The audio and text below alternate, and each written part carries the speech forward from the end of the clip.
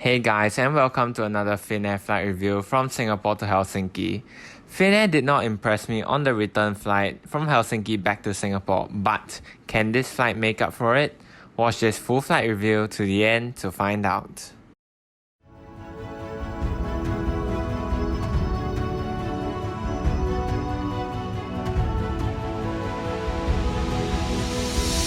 Singapore Changi Airport is one of the top airports in rankings on TripAdvisor, and it's easy to see why.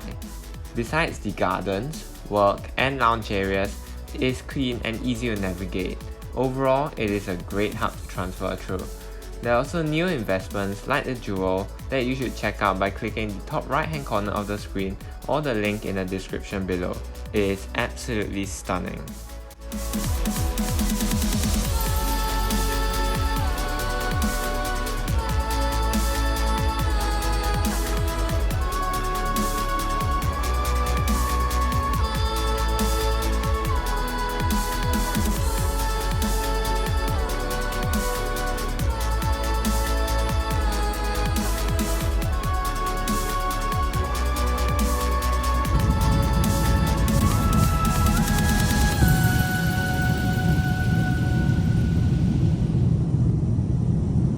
Before we have a look at the seat, do consider subscribing if you like this video and hit the bell icon so you're alerted of new videos. Do also follow me on Instagram for daily posts where there will be more frequent updates of the latest channel activities as well as more pure F-Geek content. Also, for any of you F-Geeks, do check out my new Airplane Productions TV channel where you'll find much more F-Geek content and airplane comparison videos. A link will be in the description below, or just click the top right hand corner of the screen, which will take you straight there after this video.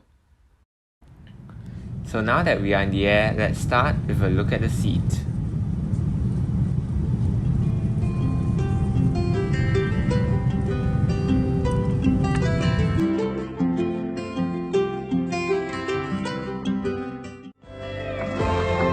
The seats on Finnair A350s were only above average.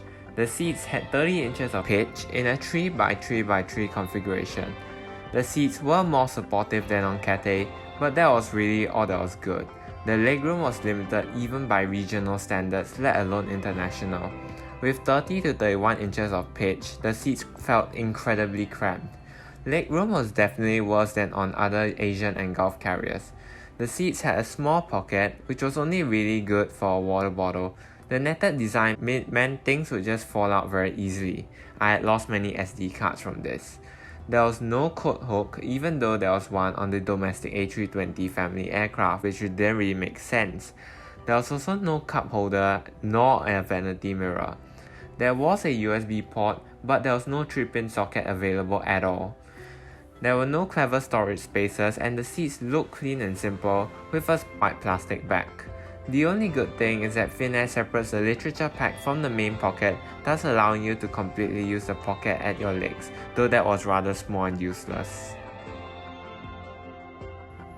On a positive note, the seats on the A350 in a 9 abreast configuration were 18 inches wide. They were very comfortable indeed. That said, the legroom was still rather disappointing. The adjustable headrest feature worked pretty well, as did the large and sturdy foldable tray table. That said, there was no vanity mirror provided. Overall, the seats were poorly thought out, and seats on Asian and Gulf carriers are definitely better. One thing I would like to comment was that Finnair does offer economy comfort seat, which had extra legroom and better headphones. I'm not a fan of this strategy though, as I felt that all seats should be comfortable regardless of fares. It was a €70 upgrade, which made sense, but on both flights it was completely full. Those seats are more comparable with seats found on Asian and Gulf carriers with their extra legroom though.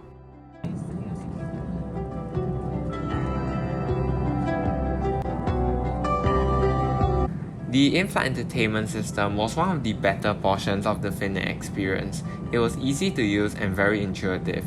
The touchscreen monitors were incredibly responsive, and the lack of remote control was not a problem at all. It was easy to adjust the screen brightness and volumes, plus the call and line button was integrated, allowing for easy access and no accidental calling of the crew every time you press on the armrest. I like the fact that you could order optional food items directly off the in-flight entertainment system, though there was no NFC card reader like on Singapore Airlines' newer seats, thus payment was still not contactless. Duty-free shopping is done via the crew as well.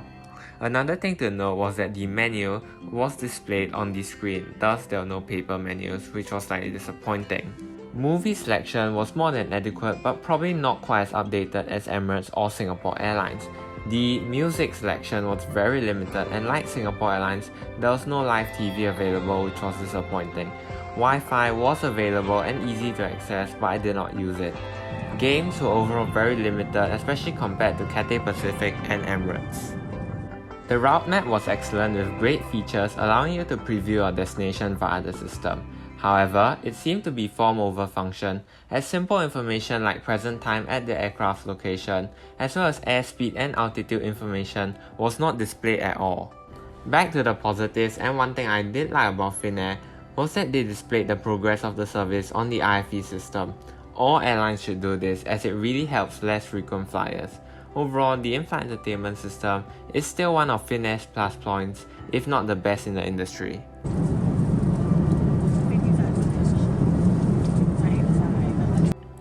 The service across the international and domestic flights overall were excellent and was fairly consistent. One interesting thing was that the domestic flight had a Finnish crew, but on most of my Asian flights the crew were almost completely Asian.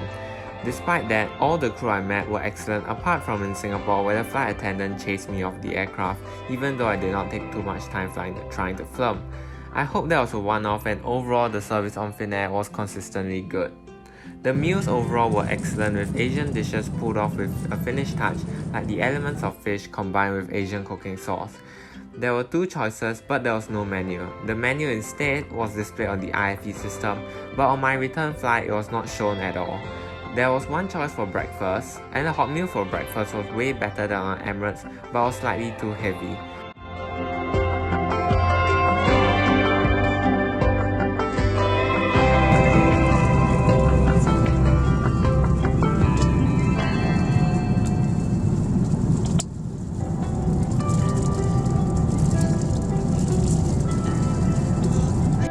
Unfortunately, Finnair does not provide metal cutlery.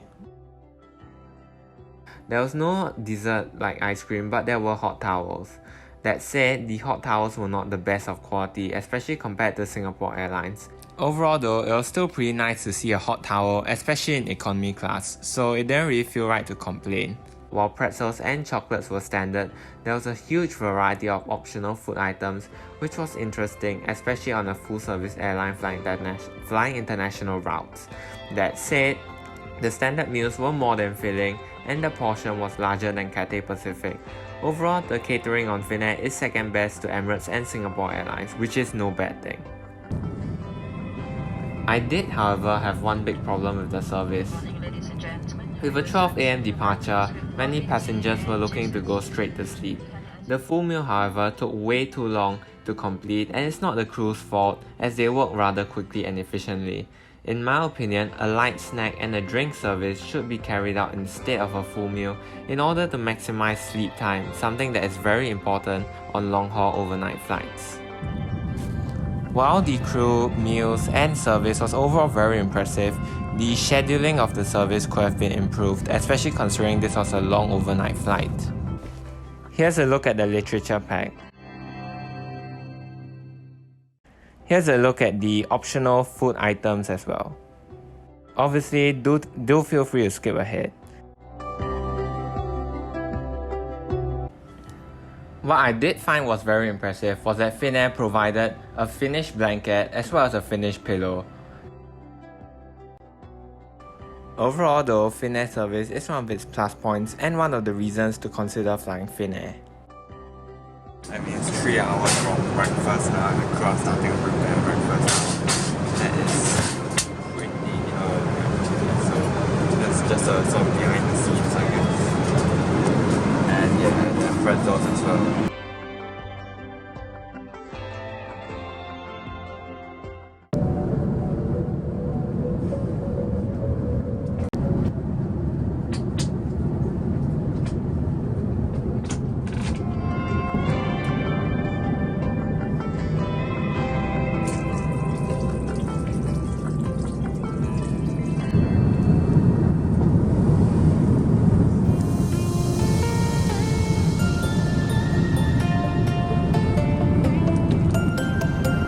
Some of the features that I really liked about the A350 were the higher ceilings, more moist air, and larger windows.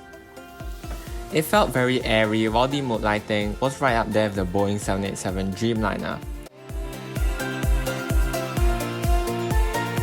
However, the wider seats makes the A350 a winner for comfort, and it is also quieter than the Boeing 777. It's an excellent aircraft to fly on.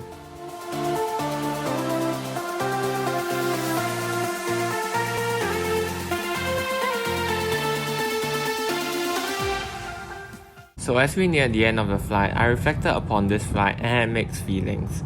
While the crew and meals were generally on point, the service scheduling meant that I did not really get good rest, which is important on a long overnight flight. The IFE was great but not the best. The service was overall consistent and good, but the sector from Helsinki to Singapore was a slight letdown.